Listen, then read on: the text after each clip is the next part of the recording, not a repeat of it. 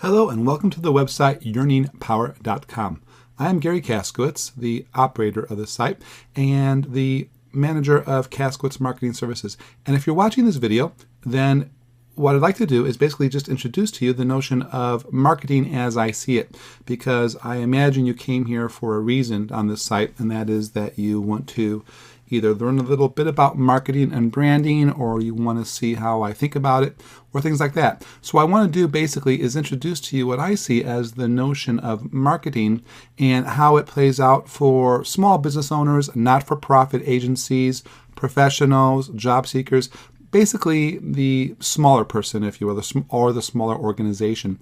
And so what I'd like to do is share with you for a few minutes my thoughts on marketing and what it means, and just some general takeaways for you to understand as a business owner or a not-for-profit manager or a career seeker, what you need to know about marketing. So the first thing I want to talk about today with this video is the notion of what marketing is all about. Now, the problem with marketing is that many people don't really know what it is. You ask them the question, marketing is blank, fill in the blank, and you're going to get lots and lots of different answers as to what exactly marketing is. Marketing is what? Well, marketing's all about consumers, right? That's what it is. It's all about understanding the consumer and doing the research and all that. And I have to argue, that's actually a very valid point. Marketing is all about consumers, but maybe not necessarily in the way you're thinking. Because if you're saying, well, it's all just about consumers in terms of studying their demographics or things like that, then you might do okay, but it's not necessarily it, because a lot of people make the mistake of thinking of consumers as transactions, and that can be a real problem for us down the road. So if it's not consumers, what is it? Well, marketing is all about sales, right? Yeah, true. You need to make sales, especially if you're a for-profit, actually not for-profit as well. Everybody needs to sell whatever it is they're doing. You have to sell yourself for a job. You have to sell yourself as a business if you're looking to make money. You have to sell your mission if you're a non-for-profit. And so sales, well, yes, true to a point. But again, what often happens in this regard is that people think of marketing as nothing more than a sales transaction. And I can tell you guys right now, that's probably not your best strategy if you want to really be a successful marketer or a brand person, or branding agency, I should say.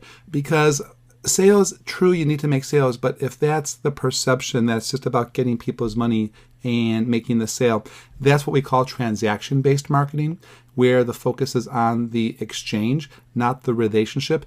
And today, marketing is more about relationships than anything else. So if you focus solely on sales, you're probably doing a disservice to yourself and to your customers. So marketing is about advertising, right? Well, this actually, this actually is the number one answer I get when I ask the question of any audience. And it's usually wrong. In fact, it's almost always wrong. Advertising may or may not be a component of your marketing strategy, but it's not just about advertising, and yet herein lies the problem. So many people think of marketing as advertising. They think of it as the idea that, well, I have to have lots and lots of ads out there. I have to do lots of promotions. I have to play like the big players in my industry. And usually, again, that's a recipe for disaster. And in fact, later in this video series, I will talk about that much more detail and how we fall into that trap and how to watch out for it. But the problem is, if you are just strictly looking at advertising as marketing, it's so much more. And in fact, advertising oftentimes is the totally wrong thing to do, especially if you're a smaller organization or an individual. Typically, that's not the best way to go. So what is marketing? Well, in reality, marketing is all about value. It's what we call the value exchange. We want to exchange value for ourselves by creating value for others. That's the notion of marketing. So why do organizations conduct marketing? Well, again, they conduct it in order to create value. And herein lies the real issue that you need to be aware of as any person. And again, I don't care if you're a job seeker. I don't care if you're an executive director for a nonprofit. I don't care if you're running a small business or if you're a professional. It doesn't matter. People come to you or whatever your organization offers so that they can get value in turn. So therefore, it's incumbent upon you as a marketing entity for you to really give the value first, to determine what is the value that my audience seeks and how can I give it to them. And later in this series, again, we're going to talk about different types of value because there's only so many types of value. In fact, there's 4 of them. I'll tell you, there's only 4 ways to get value. We can have product benefits, service benefits, we can have image benefits, or psychological benefits, or we can reduce costs. And we'll talk much more about that later, again, in this video series. But again, that's why we conduct marketing, to create value for our organization or for ourselves, and we do that by giving value to others. So how does one go about creating this value? How does one go about creating a marketing advantage? How do we get what we call as a sustainable competitive advantage in terms of our marketing efforts? Well, there are 3 and only 3 ways that one can gain a competitive advantage. And again, I don't care. This could be any organization, large or small, individual or group. It doesn't matter. There's only 3 ways to get competitive advantage. The first is what we call a resource advantage. If organization A has more resources than organization B, they will have a resource advantage. And what this means, think in terms of like the Walmarts of the world. If you try to compete with Walmart based on price, chances are very good that you will lose that particular game because Walmart has a lot of resources you don't have. They have a lot of money, they have a lot of connections, they have a lot of control of the pipeline, things like that, which are going to really affect you. Or let's say you're a small specialty brewery and you want to take on Budweiser. Well, good luck. They have a $500 million annual advertising spend on their beer. So unless you can match them on that, resource advantage, advertising, things like that are probably not going to work for you. And in fact, most people listening to this particular audio or this particular presentation, you probably don't have a resource advantage. You just don't. And so therefore, don't play that game because it's a game you're most likely to lose. So again, I encourage you not to think resource advantage, but to think of other advantages. So the second advantage you can have might be what we call, or would be what we call, a technology advantage. And what that means is that you might have some form of a technology that your competition doesn't have. You might possess a very rare skill or a proprietary product or a way of doing something or perhaps like a connection, a franchise agreement, things like that, which would give you a technology advantage over your competition. The beauty of technology advantages is if the market cares about what you offer, then you are truly unique in that regard. But notice what I said. If the market truly cares. And therein lies the dirty little secret with technology. Sometimes the market doesn't really care what you think you have as an advantage.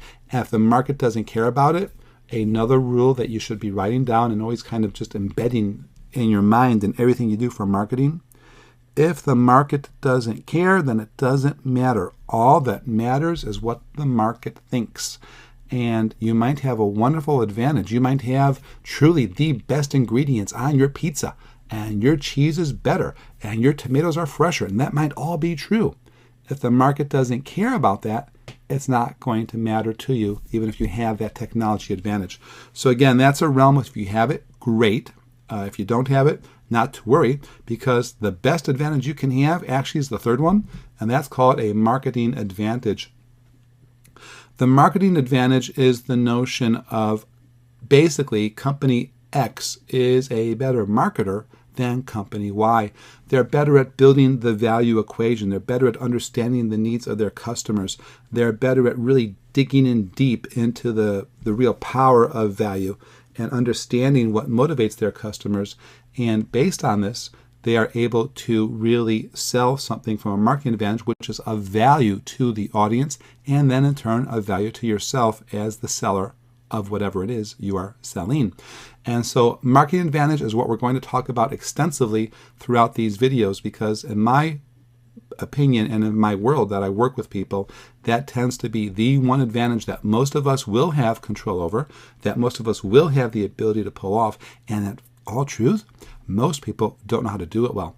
So if you really understand your marketing and you really understand your marketing advantages, then you will run circles around your competition and stand head and shoulders above them. So with that being the case, well, let's talk a little bit about how we might deploy that. the first thing to understand is what are your strengths and constraints. Namely, what is your world? This is, to me, one of the biggest aspects of marketing, and that's the notion of understanding your environment and your role within it. And in fact, that's pretty much 90% of the work that I do here. So when you come to this website and or you work with me or look at my products, this is kind of really the majority of the work. If you don't understand yourself, what you can do well, if you don't understand the world around you, if you don't understand what's holding you back, if you don't understand what things might be changing in the world around you, then you are going to be really, really deeply in trouble. So the first thing I'd like everyone to do who's listening to this is to understand yourself. You have to know yourself. You have to know your role in the world. You have to know your role in the marketplace. You have to know what you can do. What are you known as? What are you known for? These are all the type of branding questions that we're going to work with. But you have to really know yourself and understand yourself first. How do you fit into somebody else's story? That's the key to this. And not only do you have to know yourself, you absolutely have to know your context. In fact, that's the E in my bagel branding model that we talk about, and you'll learn a lot more about throughout the next several videos. But you have to understand your context, the notion of your environment. All solid brands have one component of them. There's 5 components that I talk about in the bagel model, but all components are necessary. But one of the most important components is that environmental understanding, that environmental awareness. You have to know what's going on in your world. And by understanding what's going on in your world, you can then be better positioned to serve the world that you are looking to serve. So anyway, this is kind of my little intro to the marketing mindset that I'd like you all to start establishing. Whether you go forward with this video series or not, it's really important, in my opinion, for us all to think like good relationship marketers, really understand the power of our personal brands, really understand our customers and what makes them happy and what they really want. Because when we match that up, we're going to form a lot better relationships and much better relationships and much better business with everybody that we work with. So please do think about these things. Please do study yourself, study your market. Remember where your competitive advantage lies and how you might work with it, and have the right mindset. And again, if you like this sort of stuff, please do sign up at the box below, because what I will do is, again, is you can get my 3-part video series on the branding and how to, the myths about branding basically, and what you need to know, because if you don't know these things, you can be destroying your business, because so many people just think about it wrong when they are looking at their branding and their marketing efforts. And so if you want this sort of information, again, just sign up and I will put you on my newsletter and keep you posted with lots and lots of updates on little things that you can do to make your marketing and branding efforts better. So anyway, I hope you enjoyed this. Please fill out the information form below and you can get a lot more videos. Take care, and hope you have a wonderful career and business and whatever else you seek. Thanks.